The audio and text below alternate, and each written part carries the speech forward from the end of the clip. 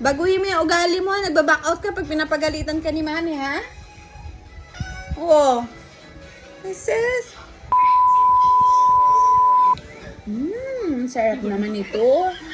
Ang sarap naman. Ang sarap naman itong pagkain ko. Ang sarap naman. May nakatingin na bata.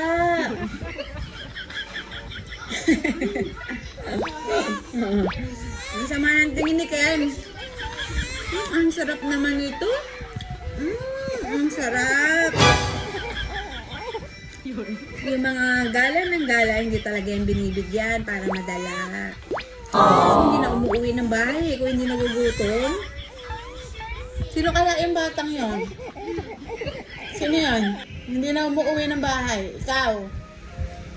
Ikaw kung hindi ka nagugutom, hindi ka na umuwi eh. Ken, namimihasa ka ha? Namimihasa ka. Woo! Hindi ka na marunong umuwi ng bahay.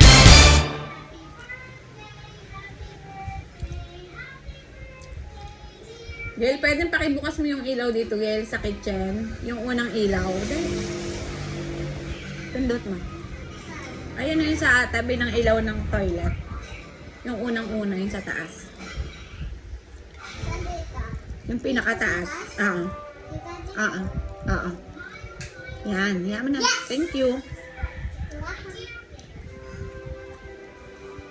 May isang bata na hindi pinapakain kasi gala ng gala.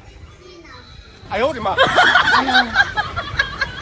Gala ka pa. Gala pa more. O yan, ano, magsasorry ka na naman. Tapos ano, gagala ulit. Lumayas na oh. Ayaw masermonan.